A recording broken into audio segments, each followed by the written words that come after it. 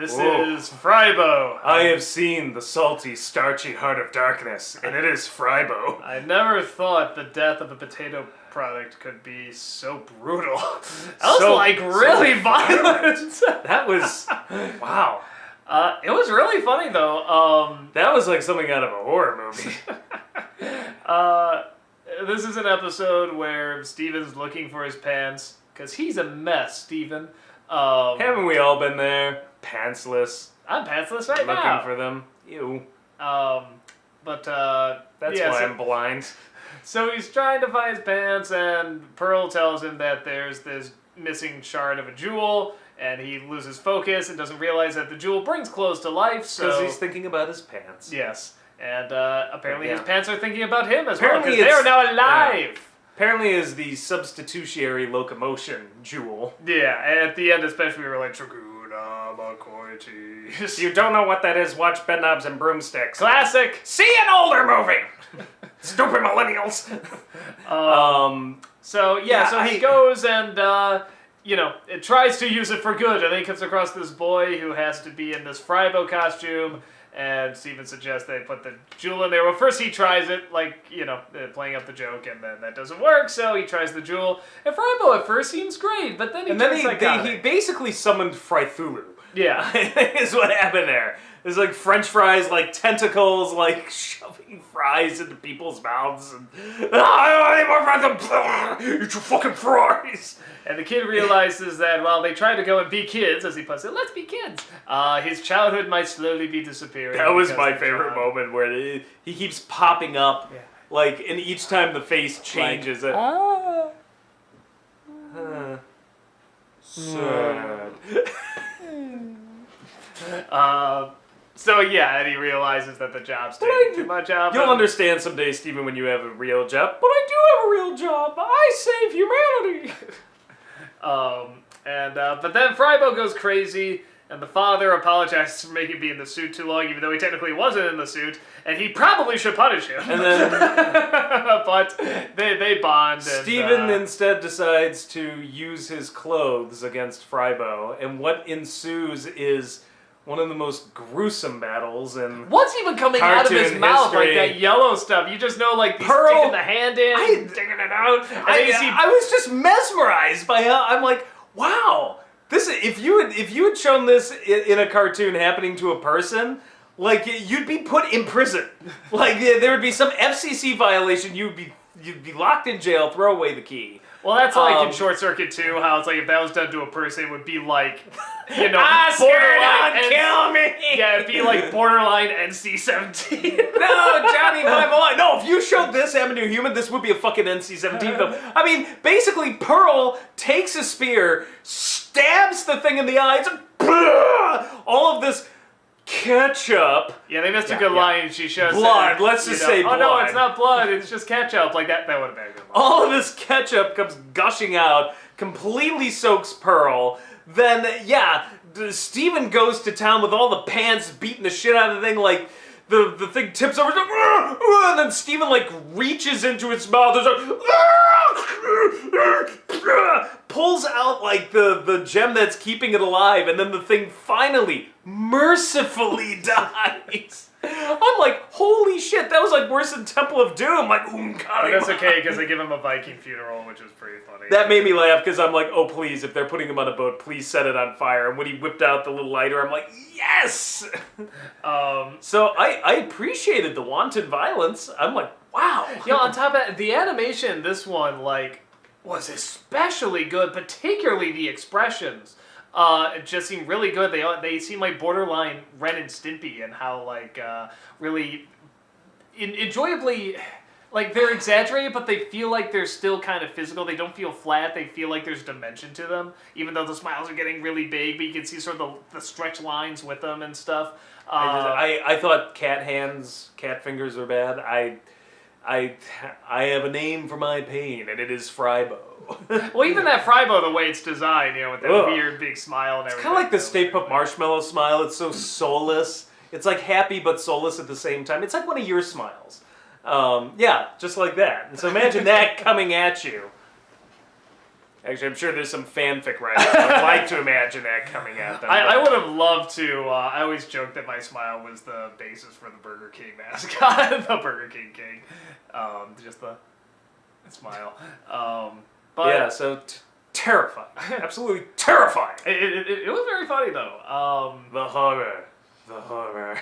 There's a lot of things I could identify with, particularly the losing the focus in the opening, because that's happened to me quite a bit. Like, somebody's talking, then my mind will wander and be like, shit, what that person say? Shit, he's still talking. Just nod, yeah, you know what, if I don't remember, I'll just say I blanked out, because I actually have no problem Most just saying conventions, that. if you're talking to Doug about anything, all he's thinking of is, where are my pants? If you see me and I'm sitting down at a table, my pants are not on. So, yeah. I'll wait see him at the next convention, probably. Finland's gonna see how pantsless I really go. But apparently that's not a thing there anyway. So, the saunas. Can we get back to fully clothed No, let's talk about discussions? me pantsless. Let's Clearly more important. Let's not say we did. No, the animation was very good.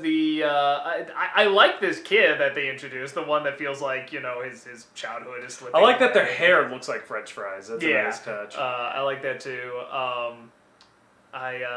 Little touches that they say. I don't know why. Like You're I said, loved and wanted by me and all of our affiliates. Steven himself, just for this little kid, he's friggin' adorable. I just love him when he's looking through it. He just goes, you know, you are a mess, Steven. I'm like, that is so precious. I think it's one of the few ones where you only see one of the what are they, just gems, or what are the women? No, crystal gems. Is that what they're The called? hot gem chicks. Okay. Gem is my name. You think that was always the joke, that they're called gem? Except it's spelled properly. I don't know. I never thought about that. Because it has to have a gem feel. I'm mostly in the dark about this show, so I don't know much about the creation of it. But no, I like it because it sort of had like a little bit of like, it had the extreme action at the end. It had kind of the goofiness. This with is the most running fun around. episode so far of this set we've watched. Yeah. The previous two were good, but I like this one a lot just for how fun it was. Yeah, it felt like it was. How do I put it? It's kind of like an action-packed SpongeBob episode. It had kind of that random humor to it too. Actually, it felt more like an Adventure Time episode. The more I think about it, you know, it had a lot of good laughs, but it also had some decent character. Go with that. Don't bring in the sponge.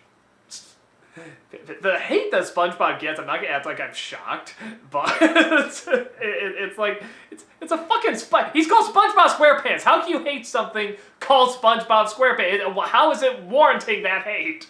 I'm just indifferent to it, but apparently there's like a whole. There's like this diehard. There's hate. a legion There's this legion of people who sincerely believe, as part of their religion, if you will, that SpongeBob was once a great and worthy show, and that somehow the sponge has lost his way and jumped the shark, I guess, as it were, in the ocean. It's a sponge! Multiple seasons, there are people just like, no, you don't get it! After season 3, the show went to shit! and then there's somebody like, no, but the movie brought it back when I'm the golden age of Sponge! After they made Patrick there's like gay, this whole everything went downhill. I don't know. I've never been a fan. I hate it more for the attention it gets more than I hate the show itself. Well, it is overplayed. It's kind of like the Frozen of Nickelodeon. It is totally the Frozen of Nickelodeon. It's more just because, like, I can't go flipping through stations without finding it on somewhere. And I'm like, Jesus Christ, is it running 24/7? Like, does Nickelodeon own 12 networks and SpongeBob has to be running at the same time somewhere? But yeah, otherwise, I don't care about SpongeBob. But anyway, we got sidetracked again. this show is not, or was that your argument that this show is sponge-worthy? Well played. I like the way you tied it in. Seinfeld, look it up. I don't know. Williams. I don't know if sponge-worthy is a good thing or a bad thing in this case. But we'll need to interview it to find out. I like it better than SpongeBob.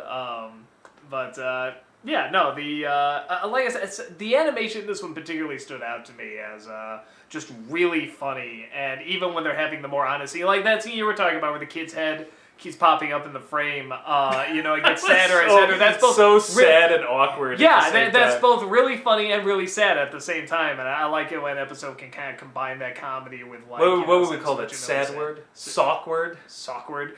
I think just awkward. Yeah. So sadly awkward. So good episode. Really funny. Like I say, especially good animation. Nearly sponge-worthy. Yes, and brutal. Very brutal. So much violence. So much yummy, delicious, starchy, salty, greasy violence. There's probably a family of Fry Guys watching. Just no, I want French fries. Are they gonna run out of food? I don't know. We're gonna get. You know what? We're gonna get in trouble though if they start upping the price quotient. Next, it's gonna be fighting sushi. Shit, that's gonna get expensive. If someone ever makes a Steven Universe restaurant, you would never run out of menu options. You would just always have I would go something there. that connects to totally the show. Go there.